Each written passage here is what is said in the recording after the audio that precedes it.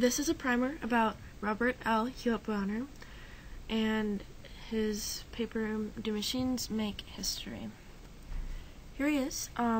He only recently died, 2005, at the age of 85. He was a Harvard graduate with a degree in philosophy, government, and economics. He served in the U.S. Army, and he was a well-known socialist. However, a little bit before the Soviet Union collapsed, he was quoted as saying, "Capitalism has been as unmistakable a success as socialism a failure." Here are a few of his books. He wrote Behind the Veil of Economics, Essays in the World Philosophy, The Quest for Wealth, The Human Prospect, An Inquiry into the Human Prospect, The Future is History, and this is his most famous novel, The Worldly Philosophers, The Lives, Times, and Ideas of Great Economic Thinkers. So his whole thought is technology determining socioeconomic order? He talks about a few examples. In medieval technology affected the fact that there was feudalism. Industrial technology brought about capitalism, and he questions whether computers will bring about something new. So the big question is, why does technology evolve in the manner that it does? He talks about the simultaneity of invention. If you look at the pyramids here, they're all over the world, and they were built in different times, but without the knowledge of each other. The understanding of pyramids is that if you build up in that direction, then it'll be strong and it'll last. This is the idea that things are going to be invented because of understandings, regardless of knowledge of other people's understandings of certain things. He also talks about clustering and sequencing. Similar things are built around the same time, and obviously they're built in order. So the tablet didn't become a thing before the abacus, because you need to have knowledge of previous things and understandings in order to reach the understanding that you can to create the next technology. Another point is that there is an absence of technological leaps, so you didn't go from not knowing what an atom is to splitting the atom. You can't split the atom without understanding what the atom is.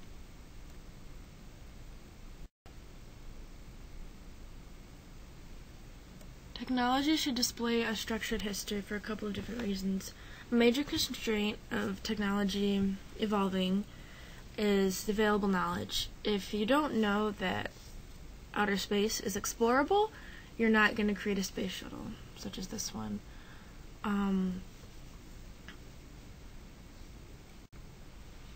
Also, you can't invent something without material competence. If you don't know how to create something such as the steam engine, if they didn't know how to make the different barrels and pieces and iron castings, then the steam engine wouldn't have been able to be invented. This is actually an image of Babbage's calculator. Babbage invented computers, but failed to build them because he didn't have the material competence. The first one was completed in 2002, according to his exact design, and that was 153 years after he originally designed it. This is a quote by Heilbroner. He says, "I do not think it is just by happenstance that the steam mill follows and does not precede the hand mill, nor is it mere fantasy in our own day when we speak of the coming of the automatic factory. In the future, as in the past, the development of the technology of production seems bounded by the constraints of knowledge and capability, and thus, in principle at least, open to predictions as a determinable force of the historic process." Technology affects its environment. If you have ever read McLuhan or Marx, You know that both of them also agree that technology is the reason that the environment is the way it is. Technology changes everything around it. According to McLuhan, the medium changes the way people behave, and it brings people together. Marx agrees. He says, in acquiring new productive forces, men change their mode of production. And in changing their mode of production, they change their way of living. They change all their social relations. Technology changes its environment because it changes the composition of labor force. If you look here, we have a hand mill. It's a modern version of one, but it does the same thing. All you need is one person to crank it, and you've got what you need done. As a mass production, this steam mill, in contrast, needs a bunch of people. You can see 5 people in the image as it is, and they're not the only people who are working. It takes a whole labor force in order to keep the machines running. Technological changes also must be compatible with existing social conditions. There's a hierarchical organization of work that occurs, and if you don't have the people to take all of those places, the technology is useless to that community. In organization of work, you'd need attendants, supervisors, and the owners, in addition to all kinds of other workers. So technology changes that and is changed by that. The thing is, you have to keep a soft determinism in understanding the way that technology changes culture and environment, as William James has said it. And we can't credit the machine too highly. The machine didn't change everything. People also had an effect on this. You've got to use caution. You can't just give the machine all the credit, or the technology all of the credit for the changes in the world.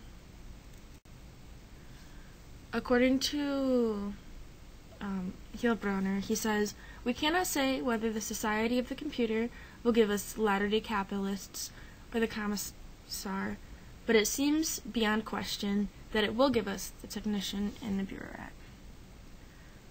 So in conclusion, the question is, do machines make history? According to Heilbroner, they do, but people have an effect on those machines in culture and society. Machines aren't the reason that history has progressed. They're a part and a catalyst, not the only cause. Thank you.